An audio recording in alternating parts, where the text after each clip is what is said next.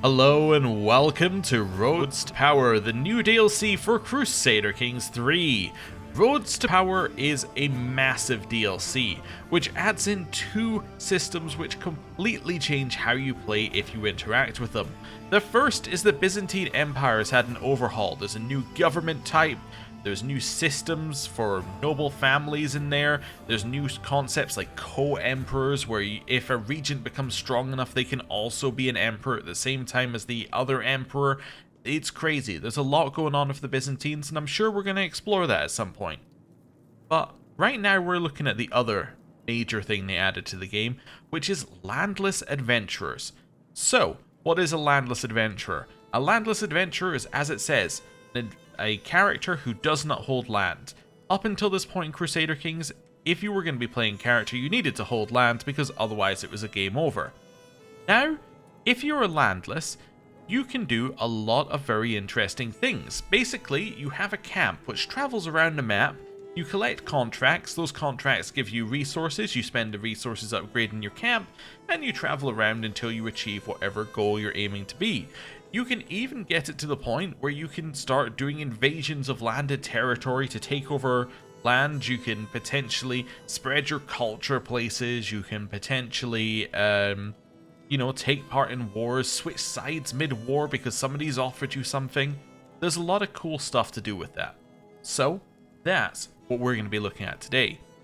However, we're also going to be doing something else with this series. What we're going to be doing is something that I have heard in the past described as a quantum leap series. Each time our character dies, we are going to leap into a new character, and we're going to be playing as them.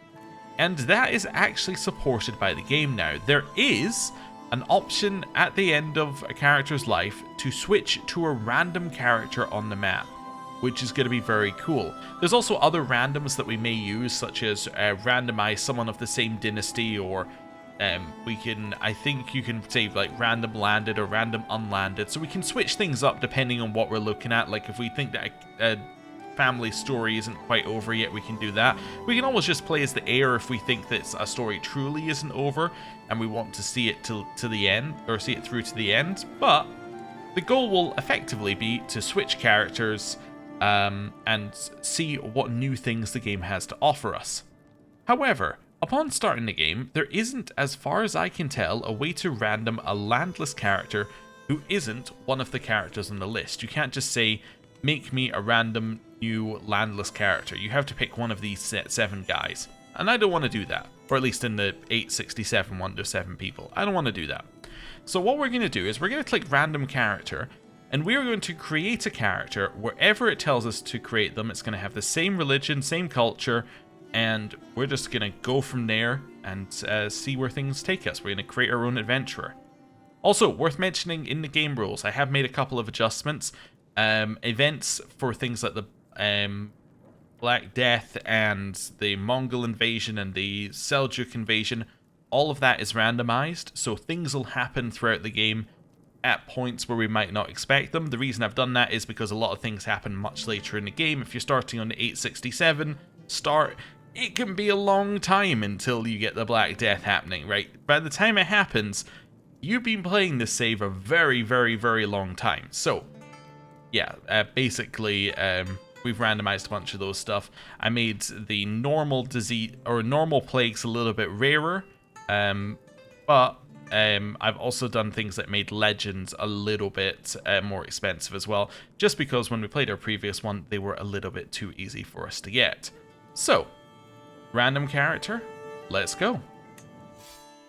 So, we have randomized Count Hunfrid of Zurich. So, our character is going to be Catholic and Swabian, which is very interesting because I did a test run of this just to see how adventurers worked, and I also got the exact same random province. Somebody can probably work out what the odds of that are. Anyway, create your own adventurer. So we're going to be a woman. That's all fine. Faith, Catholicism. Culture, Swabian.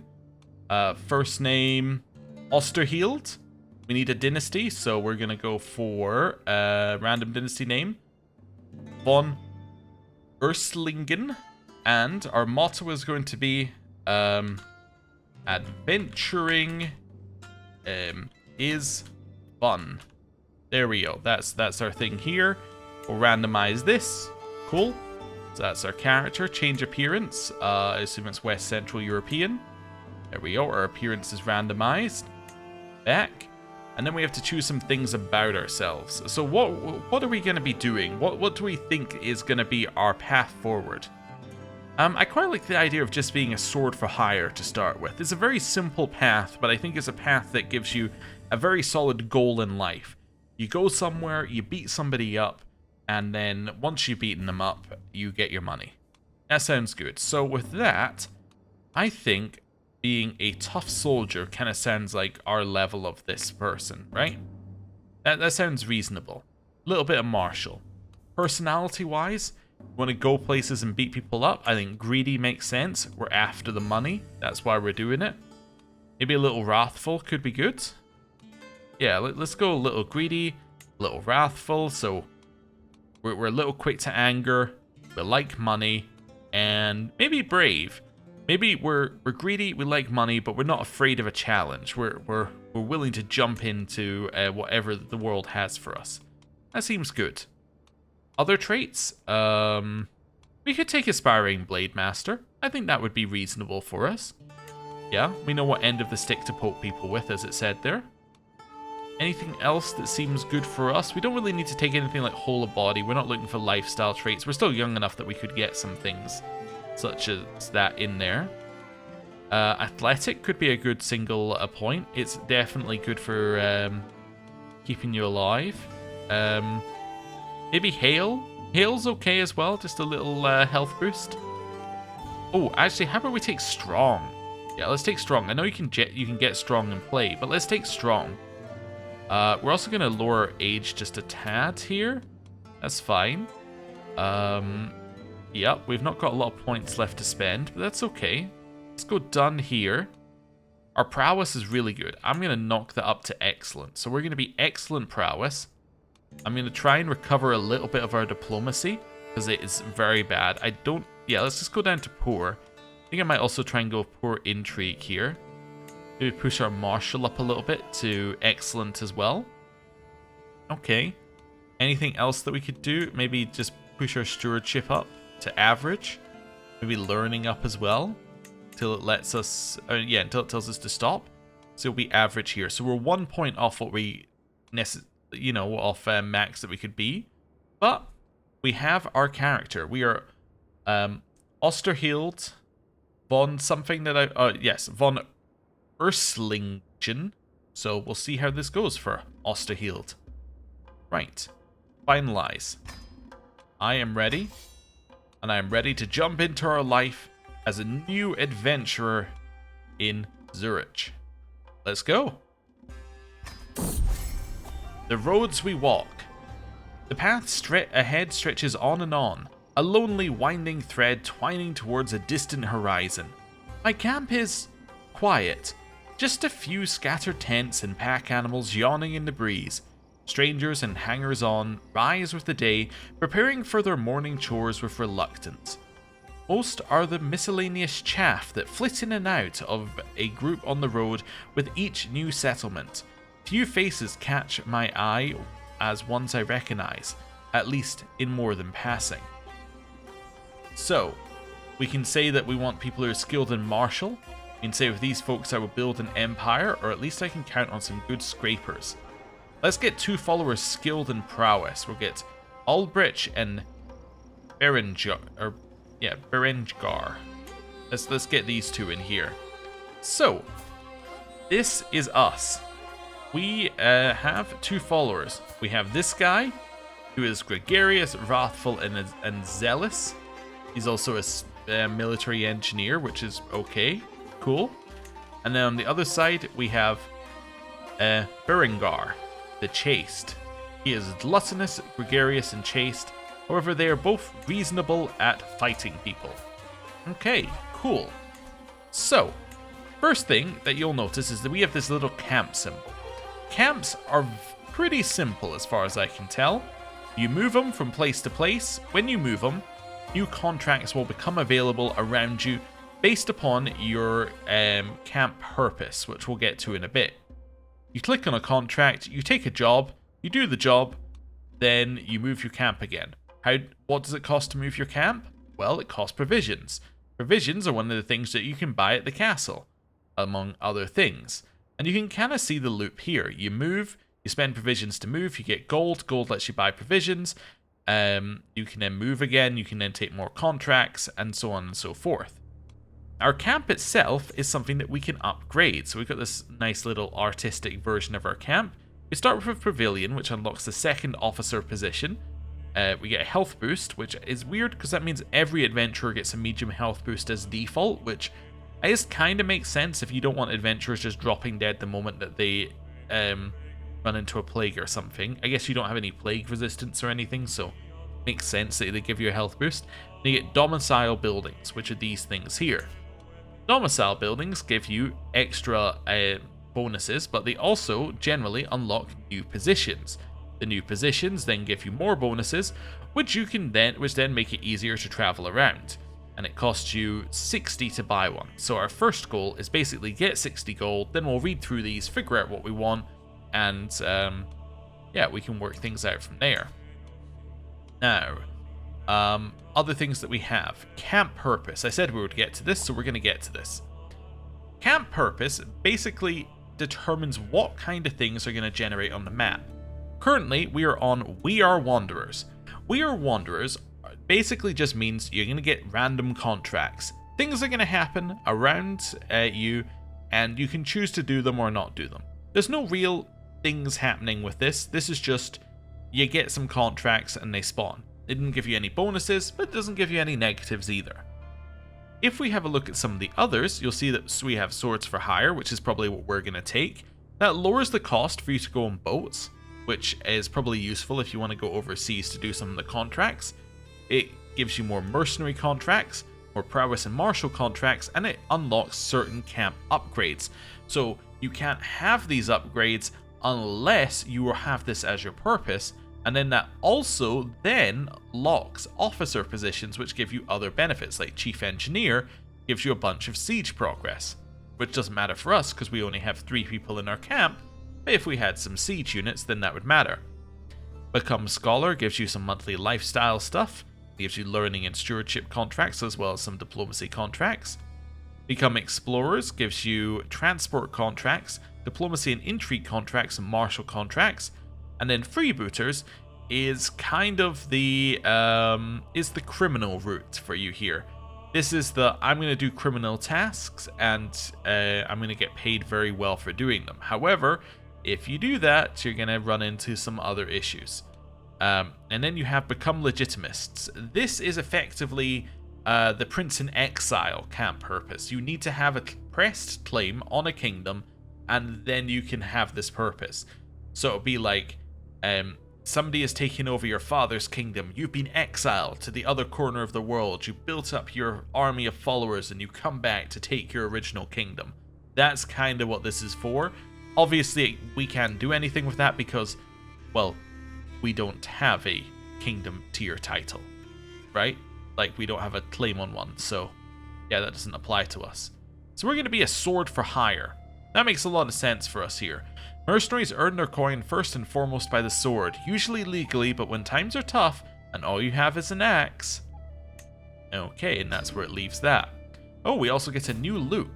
Okay, interesting.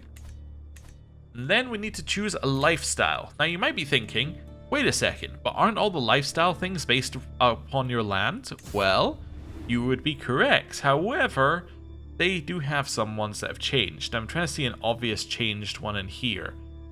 Impressment. This perk doesn't exist on the other track, but on this track it gives you provisions capacity and doubles the effect of siege replenishment. Let's just see if there's anything new on these ones initially. Yes. Okay.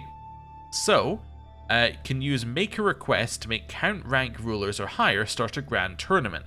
What is make a request? Well, if you complete a contract for somebody, that adds them to a new system which is called Roll of Patrons.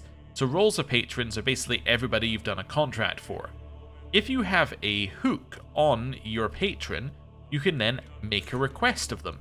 asking them to do something for you. I actually don't know if you need a hook. You might be able to do it without a hook with a percentage, but anyway, essentially, once they're on your patrons list, you can make a request. If they fulfill your request, the thing will happen. Such as, you can say, hey, can you start a grand tournament? I want to compete in a grand tournament, right? So that's basically what that's for. What does chivalric dominance do? Pretty much nothing, because knight effectiveness is still useful for a landless person. Okay, cool. Well, I think we're going to do this. We're going to do this, and we're going to get martial scheme phase length 15. We'll have a look at days faster per scheme phase. We'll have a look at that later. We also gain advantage in men-at-arms toughness. Not that we have any men-at-arms, but men-at-arms are one of the few types of units we can actually have. Now, when we get a men-at-arms, we'll talk about the fact that to refill them, you can't just do what you do in normal Crusader Kings, which is wait. What you have to do is you have to go places and then refill them using provisions or gold, or I think Scrape the Barrel is taking them just from, like, it's effectively going to village by village and conscripting people. So, yeah, you have to actually refill your men-at-arms each time you use them.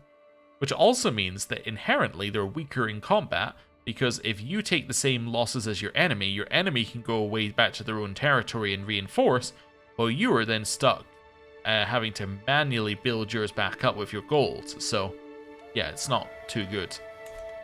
Anyway, that's that. Think of the next thing that we need to do. There are a bunch of decisions. We don't need to really worry about any of them right now. Yes, the other thing we need to do is court positions. Or not court positions. What are they called? Camp officers. Yes. So, camp officers are effectively the same as court positions, except for second. So, second, in this case, they described as being similar to your spouse. And I assume they have this in here because if you have a spouse and you're landed, some of your spouse's stats go into your stats, basically inflating everyone in the game's stats by a certain amount. However, if you don't have a court and you don't have a council to put your spouse on, you don't get any of your spouse bonuses. So your second is effectively filling in your spouse's role in giving you a bunch of bonuses. They are second in command of your camp. So we can choose Albrecht the Heathen or Berengar the Chaste. Well, I don't know. Who is second in our camp? Probably whoever is, I was going to say less useful at other roles. I guess you could be fine. We'll just go whoever has the highest prowess. I'm going to choose him. Right. Personal physician. We might as well have somebody in here. Berengar can do that job. As far as I can see, no reason. Also, these don't cost anything. You just need to actually have someone who can do the job. Caravan Master, we have someone who's average here. Let's do that. So it gives you some movement speed and stuff, so that's nice. Stooge. Stooge is basically the equivalent of Court Jester, although they described Stooge as basically the person you make fun of to lower your stress. So that could be Berengar, but I don't know if we want to put him in that position yet. How about he can be our bodyguard? That sounds like a good position for him.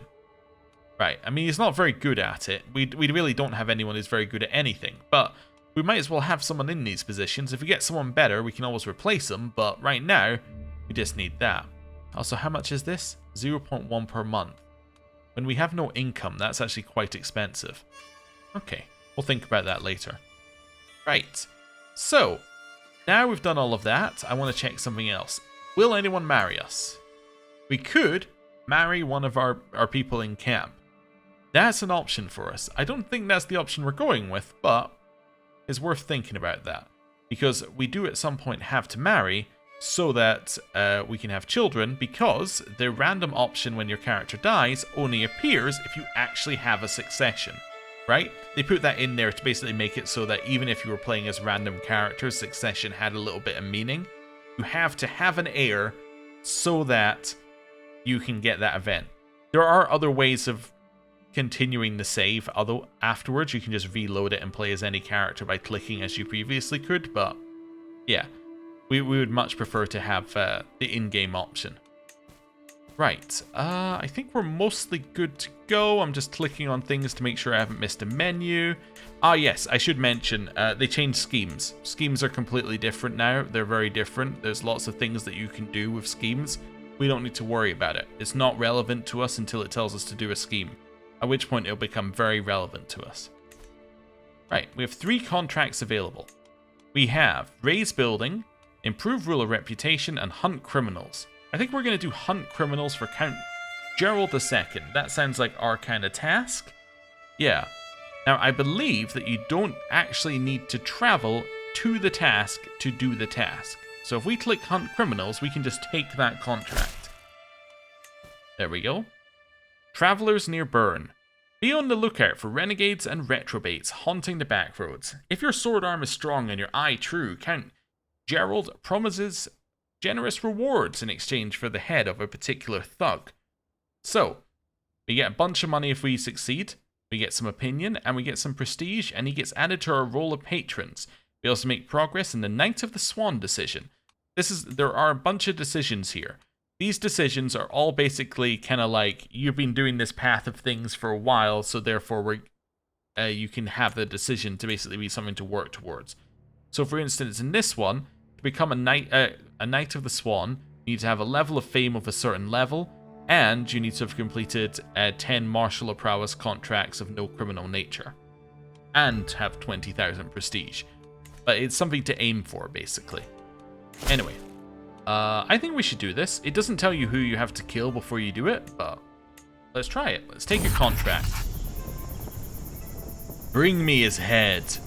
This band of Count Gerald wrinkles his nose distastefully. Malcontents have been harassing my private estates. They burn, kill, and steal with near impunity, slipping away before my retainers can clap them in the irons they so richly deserve. I nod. The gang must be slippery to warrant such a private bounty. Their leader is one Natronai the Depraved. Bring me his head before he can slip away for good, and you'll have your payment. So we can choose a small group travels faster, or we move as one. The difference between these two is a small group travels faster is we travel, and then we come back to wherever our camp is. We move as one is we're effectively moving the entire camp. So I think we're going to do that. Also, it tells you where you're traveling to here. And you might be thinking, why am I going to Bern, then to here, and then to here? As far as I understand it, this is effectively meant to be like you're following this guy, and then as you're traveling, you're going to get 3 chances to get him on that trip. But once he gets to Leon, he's free. So we're going to choose we move as one. We've got full provisions. We might as well use them to travel. So let's travel.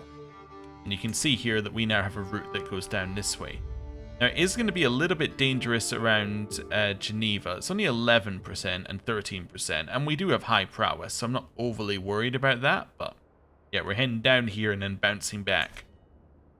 Unless, of course, we happen to catch the guy. So let's unpause and go to speed 4 and just let things progress. Bring me his head. We first meet Natronai the Depraved on the rolling plains of Bern.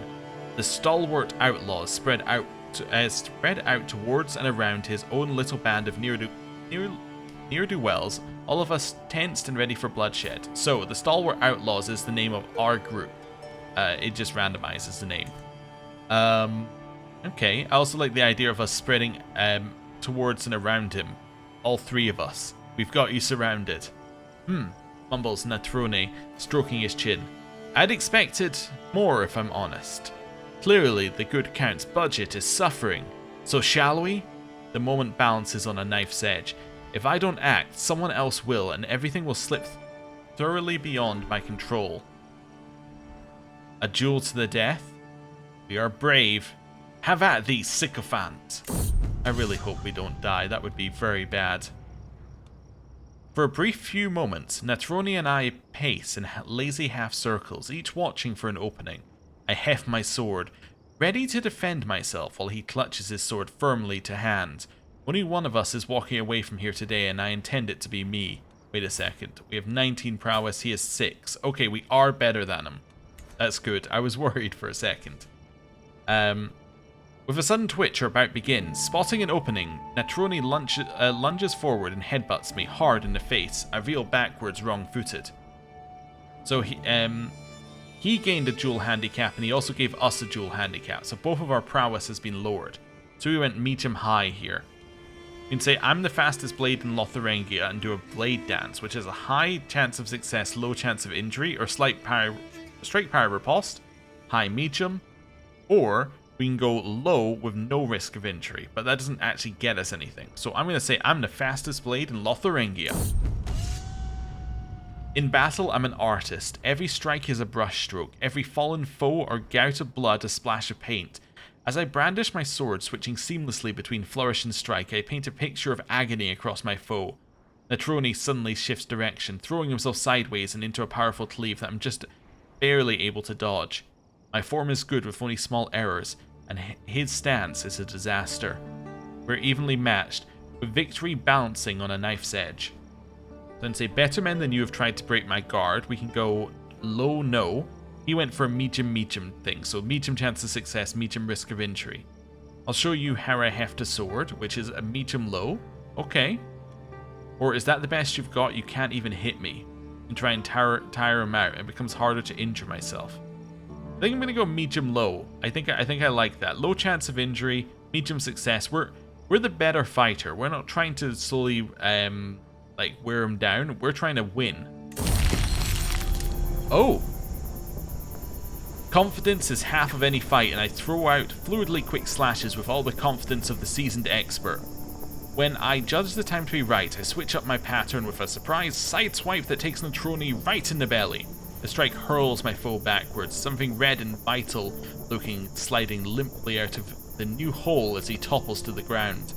I approach with some caution, but it soon becomes clear that as that shock is setting in, taking a moment to kick away his sword just in case, I prepare to put Natroni out of his misery. Goodbye, Natroni. He had 6 experience in inspiring Blade Master, and he was killed by us. Wonderful. Bring me his head. Success! I toss Natroni the depraved severed head to Count Geralt's agent, the red-purple meat landing wetly beside them. You killed him in single combat. My, how fierce, remarks the Count's servant, gingerly handing over our pay at the same time. The words are of little consequence, but the delicious weight of the fat purse and its cargo of silver help make our little hunt thoroughly worthwhile. A job well done. So, we gain a bunch of money, he gains opinion of me, we get some prestige, and we added him to our roll of patrons, and we get provisions for finishing it. Also, I can abort our travel, right? Cannot complete travel plan that's already completed. Okay, yeah, it auto aborted. Cool. So, we now have 2 things that we can do. Well, 3, we can do another contract, but first thing is we can potentially upgrade our camp. Actually, 3 things. We could upgrade our camp, we could visit the castle. Visiting the castle has a bunch of things. Does it tell me about it better here? There we go. So if we visit the castle, we can listen to exotic stories or recruit followers, train with Byrne's elite guards, or recruit warlike followers, gain provisions, sell artifacts, and peruse contracts. So we can do that at castle. What we can also do, though, is we can upgrade our camp, because we now have enough money to buy a thing. We can also make a request interaction with Count Geralt II. Now, what is a request interaction? Well, this is effectively an extra bonus you get from completing a mission. If you complete a mission, you get a weak hook on somebody, and they get added to your roll of patrons. Or sorry, complete a contract, I should use the right term. So they get added to your list of patrons here. With your list of patrons, you can then ask them to do things for you. Like for instance, I could say, could you give me 3 nights that I could rent one for 5 years? You could get like a temporary night. You could say, can you give me some provisions? You could then say, because this would put you above your provisions capacity, it'll be sold on the local market for 20. Interesting. Anyway, you'd also say, I would like a marriage with somebody in your court, or our special one, you can say, hey, Geralt, I need you to make me a grand tournament here, and he will accept it. because he likes us and he has base willingness, but they can also say no.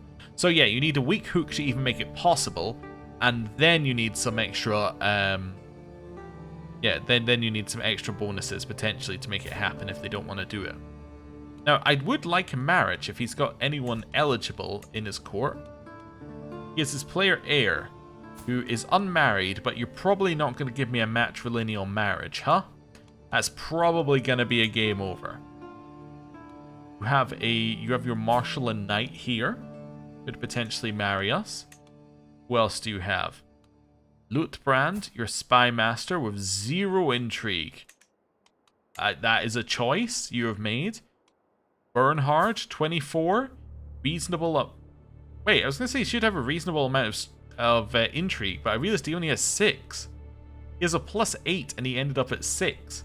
That's actually incredibly bad, as in terms of intrigue. His stewardship is alright. And then you have the bishop, who I assume can't marry. Well, I do want to get married. Maybe Bernhard would be okay. He is lowborn, but at the same time, he's got some stats that aren't terrible. He's not the worst character. He's around the same age as us, so we could have children. I think this seems reasonable. Really, we are in a situation where beggars can't be choosers. So, yes, I'm going to say, Geralt, I would like to arrange a marriage. I would like us, I guess I could have looked at the people in here. I think we want to marry Bernhard. I could be wrong. We could also potentially marry Wernhard here. If I go matrilineal, I assume you're just going to say no. Yeah, I assumed. But thought I should check, actually. Could potentially go Wernhard. Wernhard's stats are better. He's a little older. You're going to say no to that one. Why? He's important to you. I see. How about Bernhard? Bernhard is also important enough to you. How about Lutbrand? Also too important. Are you telling me there's nobody you would let me marry? How about you? That's also a no. Alright, well, we're not going to get a marriage out of him. You know what we could do, though? We could get him to give us a tournament that we could go to. Are we in his... We're actually in his holding. We never made it past there. Yeah, okay. You know what? I'm going to ask him to make us a tournament. Let's go to a tournament. Hey, mister. Wait, I'm not allowed to do another make a request? Wait, it uses your make a request even if you don't do the marriage? Oh, I guess it just makes the marriage option available to you? Oh. Oh, okay. Well, I've used my... I've learned. Okay. It's fine. Well, I guess we won't do a tournament with him then. Instead, we will go on another one of these. So, I'm assuming that this is raise building. No, let's improve ruler reputation. This is raise building. Yep. So we're going to ignore those two. Protect the innocent for Count Berthold. Protect the innocent or do a passage of arms. Let's maybe protect the innocent. Is this one? Yeah, let's do this mission right next to us. The hard-working folks of Argao are in need of help. The Count offers kind rewards to altruistic adventurers. So we gain provisions, he gets added to our roll of patrons, and we get money. Travel to accept. Okay. I will. But before we do that, let's also upgrade our camp. Let's see what our options are. So, unlocks the quartermaster... Actually, I just realized there's something else we could do. There's something else we can do with you. Arrange marriage. Can I drag somebody else into my court? Do you have anyone that he can marry? You do. So we get Sir Hilda or Sibyl. Okay, you have a lot of diplomacy and you got prowess, which we can't use, but we could get her into our court. Maybe that would be useful. Yeah. Will not accept. About her. Alright then. Screw you too. Right. Back to our camp. So, quartermaster officer, what do you do? You make provisions cost less and you give us supply capacity. Okay. What's the top level do? A better version of the bottom level. Okay, fairly straightforward. Barber's tent. Camp gains major resistance to plagues. Okay. You get disease resistance, fatal casualties go down, domicile income. I do like the idea of actually having an income, because currently our income is 0 unless we do a thing. Okay. What's top level? Major resistance to plagues. Okay. Baggage train. Find more officers using scout for talent. Unlocks the head porter officer. What does head porter do? Lowers the amount of provisions that it costs, and I've seen this one before. It's provisions and supplies.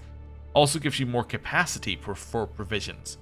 It gives you max size of skirmisher regiments +3. Is this one from our purpose? Baggage train. No. Okay. Thought I'd just have a look here. What's the max rank of that? It increases the max size of a bunch of different regiments. Okay. Mess tent. Unlocks the chief cook officer, which lowers the enemy hostile scheme success chance against you. Substantially improves the gather provisions decision. That's what lets you get provisions. Unlocks extra options for the camp revelry activity. Okay. Stress loss goes down, or you get more stress loss. Okay. And it makes prowess scheme phase length change.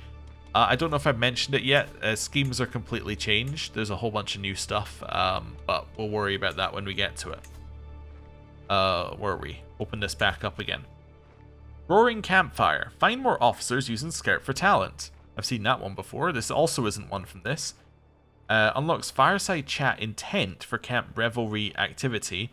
Gives you one more number of knights and increases the max number of men-at-arms regiments by 1.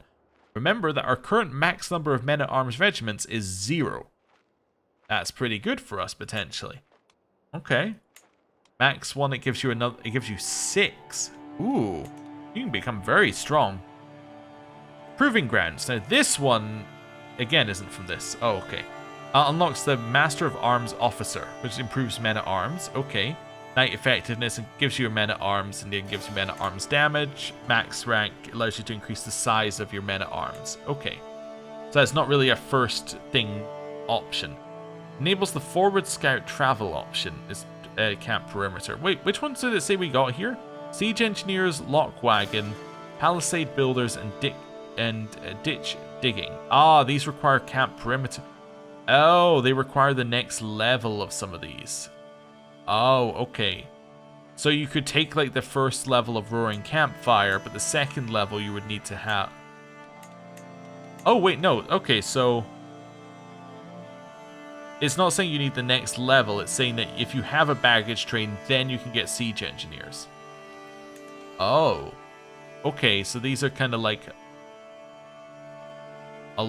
Oh, okay, internal buildings? I have no idea what this system is. I assume that once you're in here, I guess you can make a building of a building, and that then allows you to do this? Oh, okay. Well, that's more complicated than I thought it was. Okay, Roaring Campfire. Do any of these need us to have a Roaring Campfire? Yes. Wait, no, that's Camp Perimeter. Camp Perimeter. Proving Grounds, Siege Engineer. So none requires to have that. But one thing requires us to have a Proving Grounds, right? That's Lock Wagon, which then unlocks the Master of Spoils. Increases gold, prestige, and piety from winning battles and sieges. Increases the chance of stealing an artifact after a siege. Ooh, okay. And improved recruitment from enticed local mercenaries. Let's make ourselves a Proving Ground. Oh, okay. I guess that's our 2 loyal followers making ourselves the Proving Grounds. And off we go. Protect the innocent. Animals, thugs, and ruffians. The mere thought seems to be enough to disturb Count Berthold's demeanor. The common people of the county are so agitated I fear they may rise in arms any moment now. Those with young families have been rebuking my officers, asking why we have not protected them. So, protect the subjects of Count Berthold is a 3% success chance currently, which is our prowess minus 20. Growth based on your prowess, so we would get 16.1% per phase. Steadfast Camp gives us 0.4%. Max is 30% success chance. So we can say, I must ensure their safety. option adds agent slots that focus on higher success chance. Can I see the scheme yet? Okay. So currently 30 is the max, and we get phases and we can build up points in here. And then we can choose to execute the scheme whenever we have a key. Okay. Then say we must ensure their safety. That adds an agent slot, and I'm assuming the agent slots can then increase this max to 30 potentially. There's no time to waste, which also adds agent slots. Oh, but these ones are on higher scheme phase length, or no reason to compromise. This option adds agent slots that give a balanced range of contributions. So upon starting this, we have to choose what the slots we want to... We want to choose what we want our slots to look like. Let's say there's no reason to compromise. Let's get a reasonable mix. So it looks like we're going to have a couple that increase success and then a couple that increase or that they decrease the time it takes between phases. Okay. Schemes with agents. Let's take a moment to go through complex schemes. These schemes consist of 3 primary parameters: success chance, phase length, and secrecy. To assist you in completing a scheme, there are different types of agents, which usually come in pre-selected groups of 5 when starting a complex scheme. A complex scheme will play out over the course of several scheme phases. Each scheme phase consists of a number of days after which your success chance will increase. There's a chance that you'll obtain an advantage after each scheme phase, which you can spend to convince agents to join or to execute the scheme with a higher success chance. Each scheme has an associated scheme potential. This potential can be increased through use of agents and serves as a hard limit for the maximum success chance you can accumulate. Okay. The scheme potential can never exceed 95%, meaning all schemes, regardless of number of advantages spent to increase the success chance, will always have a chance to fail. That's not changed. A complex scheme has a certain level of secrecy attached to it. This is a value that represents how likely it is for the scheme to be discovered. When starting a scheme, it will have a grace period of a few months, during which it cannot be discovered under any circumstances. After this period, the scheme is at risk of being discovered through scheme breaches. You can execute a scheme even if it has scheme breaches, but it will be at reduced success chance. If your scheme accumulates 7 scheme breaches, it will be cancelled. Basic schemes such as Seduce may also be considered secret and have associated grace periods. Complex schemes have 5 agent slots that can be filled with potential co-conspirators. Generally, it's a good idea to fill as many of the agent slots as possible, as they can provide potential bonuses to scheme phase length, secrecy, or scheme potential. Different agent types favor different skills. For example, an infiltrator benefits from intrigue and diplomacy in addition to certain traits. Executing a scheme. Once you feel confident you have plotted enough, it may be time to consider executing your scheme. To do this, you can leverage 5, 10, 15, or 20 of your accrued advantages. Further, if you suspect that someone is scheming against you, it may be worthwhile to change your active countermeasure focus to avoid any potential mishaps. Good luck, and happy scheming. So you could choose to be at one of these ones, which will affect opposing schemes, but it also will affect things. It'll give you modifiers when you have them on. Okay. And these modifiers are pretty big, so I kind of assume that these are not meant to be on at all times. These are meant to be on when you know there's a scheme coming. Okay, so we got muscle, we got thug. So what's the difference between a muscle and a thug? They appear to be identical. Okay, lookout and footpad as well, I think, are probably identical. Oh no, this is intrigue and martial, this is intrigue and prowess, this is prowess and intrigue. This is just prowess, okay. So if I do this, okay. So I really just need more chance here. So I'm going to chuck in my Caravan Master in one of these positions. And then I'm going to chuck in my, my Bodyguard in the other position. Okay, so it gives us a max chance of 58%. So in 59 days' time, we'll see how this goes. Okay. Are we stopped in our traveling because we're here for now? I think so, yeah. Is there anything else I can do while we're doing this? I'm traveling, so no. Okay. So now we just chill. Now we let this go. Travails of a Cook. I don't think we're being unreasonable, snarks the Cook, who presumably drew the short straw on coming to speak to me, waving an arm dismissively at the surrounding terrain all the while. There's plenty of farms here, even if they're not great ones. It cannot be that hard for us to pause briefly and stock up on some of the little luxuries that make our food bearable. I sigh, weary of the conversation already. I wonder which of us will break first. These feel like the ravings of a lunatic. I checked the stocks just this morning, and we should be well supplied for months yet. And say, what are you even complaining about? We get well-provided camp. We can restock, which gives us provisions, or absolutely not, work with what you've got. Well, we don't really have a lot of courtiers, and they both love me, so I'm going to take stern on provisions. We'll use less provisions. Sure. Okay. Cool. Might be worth going to speed 5 here. So, the thing has gone round once, and we have gained an advantage. So we could spend that advantage to do something. So if I click this, can I see how this looks? Ah, if I had advantage, I could spend it to do different things. I understand. I do not have any advantage, though, so I will wait. Okay. Now at 36%. Berengar has obtained a pet dog. Good job, Berengar. Well done. We're all very proud of you. Proving Grounds has been constructed in Osterhild's camp. Ooh, nice. So, in our camp, we now have the Proving Grounds. Ah, I see. So, we could upgrade the whole grounds, or we could also upgrade an individual building. Now, these cost a huge amount, but I assume are probably better then. Okay, interesting. So, effectively, the pavilion is like your top level holding, and then these are all like individual, or like this is like the county, and then these are all individual holdings within it. Yeah, and then you can upgrade each of the... No, that's a bad analogy. So these are like your... So this is like your realm, so your top level. This is like your capital, you can upgrade it. This is like, you know, a secondary holding that you can also upgrade. Okay, that kind of makes sense to me in my head.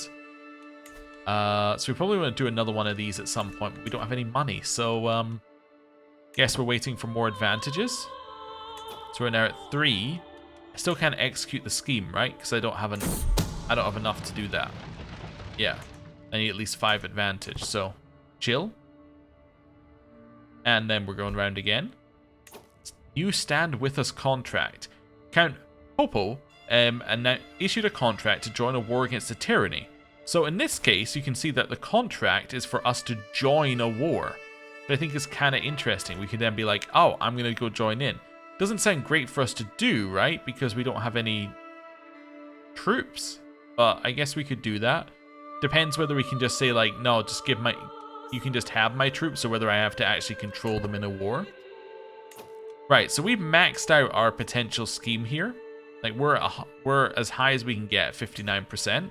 If I execute this, what does this do? It would execute it at they would execute it at 59%, which makes sense. And that's our max. So yeah, I'm gonna seize the moment. Let's try it. Protect the innocent failed. I lost prestige, and he hates me. Enough! Count Berthold calls out, shaking his head. I had not seen such a sorry display of force since we trained the pages with wooden swords. My people suffer unprotected. Do you perhaps imagine that they would pay their taxes like that? He asked derisively. You've already lost me enough gold. Do not keep wasting my time. Back to the wild. So I gained some stress, and we have now left. Okay, so we probably want to leave those schemes until we have at least... I was going to show it, but we didn't see it anymore. Until we have at least 5 people in our court. Otherwise, we're going to get the same result. Okay. We got another one that we can do. We could try and join this stand with us one, I suppose. Yeah. Based on war you'll gain gold based on war contribution. That sounds like it wants us to actually be in the war. Which obviously we can't really be in, because we don't have an army. We have 2 troops. Not counting us. Okay. What is a passage of arms? Remains unprotected. A show of force is needed. Yeah, I don't really like the ones that are schemes currently, because we only have 3 of us. You know what I could do? I could visit the castle and see if I can recruit anyone else. Let's visit the castle, see if I can recruit somebody. We need a couple of people to work with us here. Few places are as majestic as a castle, and Bern is no exception. Swavian troops and banners are visible everywhere in the city. As we pass through the main gates, I spot a handful of guards peeking out from the embrasures above. My court physician, Berengar, looks around with a content face, seemingly enjoying the change in scenery. So we can have a look at the castle, we can mingle with the locals in the tavern, or do something else. Let us go to the castle. The Bern castle grounds are, as expected, furnished for martial purposes, with casks of arrows, stray pole weapons, a handsome stable, and the like. The training ground is just outside the gates, and a handful of garrison guards are dawdling around the entrance, either half asleep or polishing their weapons. Berengar looks around contemplatively, then ponders the robust banner depicting the Geroldonin coat of arms, gently swaying in the wind. So we can visit the local training grounds. We should be looking for some able-bodieds at the garrison. Let's go to the garrison. Inside the stuffy garrison, the guards have arranged a fighting ring to hone their skills. Two of them are currently using it, jabbing at each other, all the while cheered on by a handful of onlookers. I observe their training for a bit, and it is clear that Deitbold, the first guard, is significantly more experienced than Egenolf, the second guard. As they finish up, I gingerly approach the ring, and they shift their focus to me. So, who's better? Deitbold is significantly more experienced. This is Deitbold here, and the other one is Egenolf. To me, it looks like Egenolf's stats are better. I would like Egenolf, but let's see. So I can say Egenolf wants to come work for us. That's 88. Deitbold is 82, or fancy a round of dice. There's 44% chance that I earn a little bit of money, but I don't have any money. So on second thoughts, local training grounds. And I tells you, things have been going south here, around here for ages, the local Master of Arms Wilhelm snorts, then continues. This incessant looking over my shoulder, questioning my... He falls quiet as I approach the range. Instinctively, I check out the plethora of equipment and training obstacles, doing my best to ignore Wilhelm's defiant look. On my right, Berengar picks up one of the training swords and starts waving it around with experienced hand, looking at me expectantly. So I can say, let's have a training session, but I do not have any money. You should come join our camp, Plenty of Freedom. He would become our Master of Arms. His aptitude is poor, but we would have a third member of our group, Wilhelm. Have at you, Berengar. In which case we can get closer to our friendship and get some prowess, or on second thoughts. Well, you should come join our camp, Plenty of Freedom. Walking... Oh, so he's just been appointed our Master of Arms. So this is the same ones that we had before. Garrison is still interesting though. Let's head back. We'll mingle with the locals at the tavern. The tavern, gathering travelers and local Swavians alike, is brimming with activity. A storyteller seated by the fire a bit further in, and up front a gathering of shabby chums are pestering the server for more wine. Berengar looks around at the jumble of individuals with an intrigued glint in his eyes. Do we try and hear a story, or see who's up for recruitment? Who's up for recruitment? Approaching the crew of unemployed Swavians, I raise my voice and address them directly. I'm looking for some skilled, reliable people to join my camp. Who among you are up for that task? The interested parties introduce themselves as Elizabeth, the guileless, Milo, the talkative, and Archibald, the greedy. Berengar hums and peers at their prospects as I consider which candidate to recruit. Oh no, I wasn't going to pay you. I don't have any money. I wouldn't mind hearing a story or two. And then the great Leviathan destroyed the world a 5th time, dying in the process. But from her body sprang new land, plants, and animals. But that story is for another time. The storyteller gives me a mysterious smile, leans back in her fireplace seat, and takes another sip of spiced wine.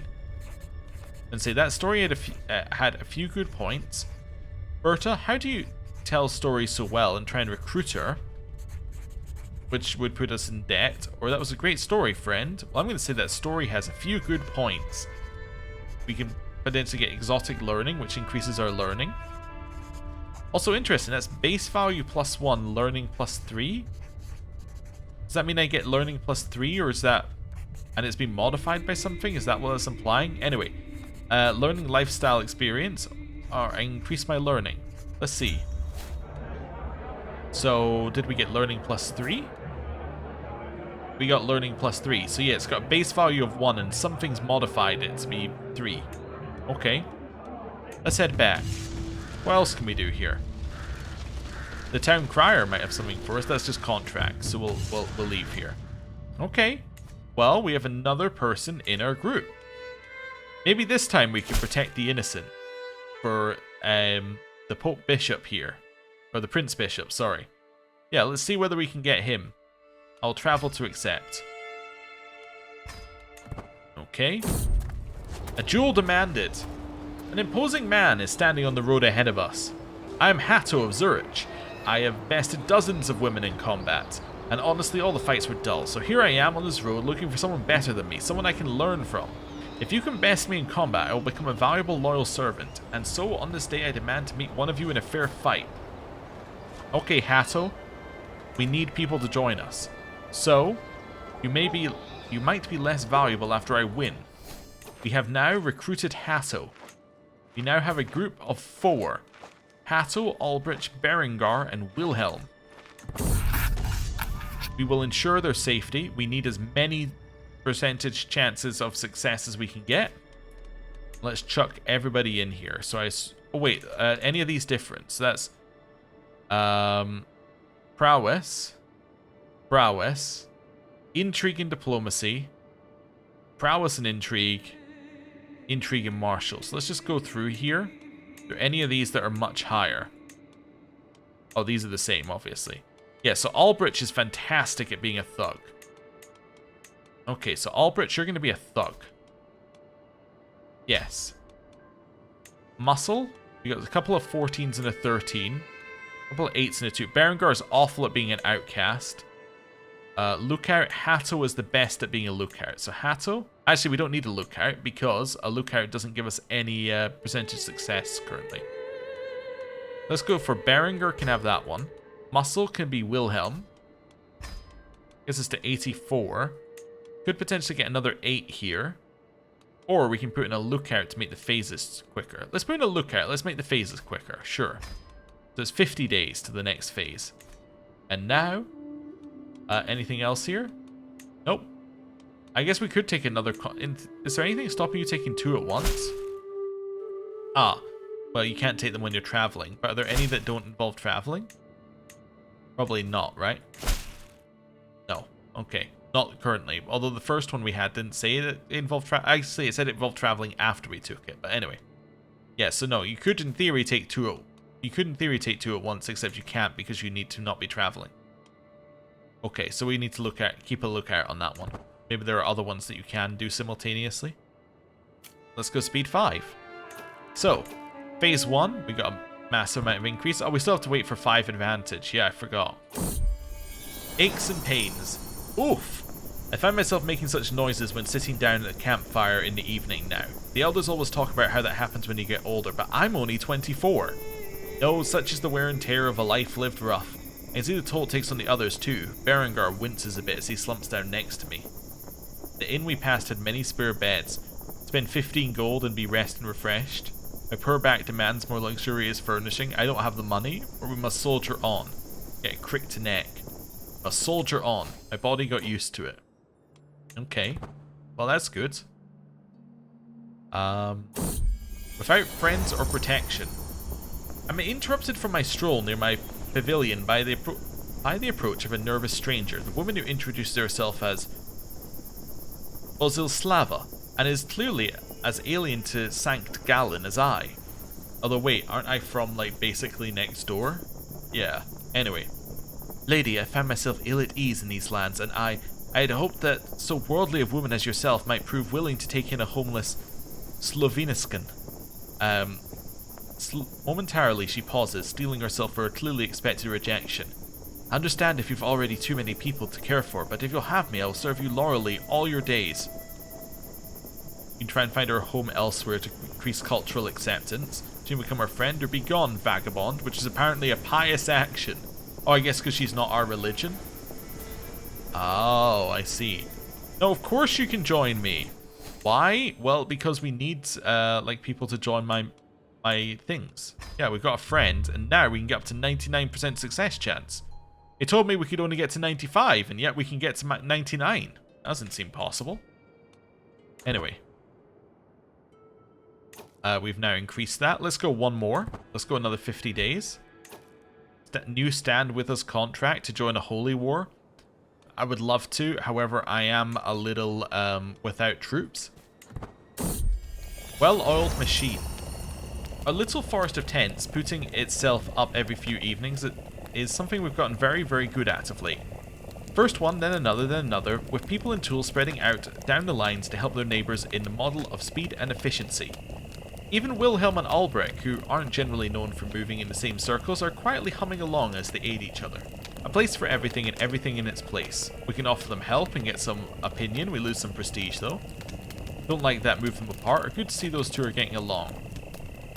These two love us, right? Oh, they don't quite love us as much. He loves us, but he doesn't love us as much as he could. I'll let them be friends with each other. That's fine. And now... Oh, actually, I don't want to execute the scheme yet. I want to wait one more. There we go. Execute scheme. That is 99% success chance. So when it told us success chance could only be 95%, that was a lie. Okay. Seize the moment. We gained a hook because we have successfully done it. We get 63 gold as well. Not enough to recruit people, but you know, some gold. He is added to our roll of patrons. Wonderful. 3, 4, and there goes the 5th boar this morning. I put the corpse down the cart right in time for Prince Bishop Solomon to arrive with some of his servants. What a magnificent job, he applauds. No more murdered cattle, no more lost children. Here, have your payment, and if the common folk complain once again, I know who to call for. Long path ahead of us. Back to Bern. We've arrived home, and if we have a look in here, we now have him in our roll of patrons. Now, the question is, does he have anyone in his court he doesn't care about who would marry us? I mean, actually, I would say I would take anyone, but let's think about this for a second. If we would take anyone, why would we not just marry one of the people who's already in our court? That's a good question. Oh, apparently we can make a new request on him here. On this guy. I could ask him for gold. Or for the grand tournament. He wouldn't accept because he doesn't. I requested a favor too recently. Would you do me a grand tournament? You would. Ooh. Maybe we can do a grand tournament next time. Also, I think we're going to marry someone. We're going to marry Hatto. Why are we going to marry Hatto? Well, he's roughly the same age as us. Our choices are limited, and Hatto, he is the best of a bad bunch. We really, really need a successor, is the other reason why we're going to marry Hatto, because if we have a successor, I'm no longer going to be worried about us not having a successor, and that will then mean that we can be a little bit more reckless if we want to be. Not that I want to be, but like, you know, currently we have to be a little bit safe. So, we're going to marry Hatto, and with that, I think that is a good point to end the episode. Thank you very much for watching. Next time, we're going to attempt to do some sort of grand tournament. But before then, if you have time, I would appreciate it if you could like, comment, subscribe, all the things that people ask you to do, click bells, all that other stuff, because it really helps with search ranking, and especially on the first video of a series. I don't tend to ask on any other video of a series, so this should be the only time you hear me talking about that. So, thank you very much for watching, and I will see you next time. Goodbye.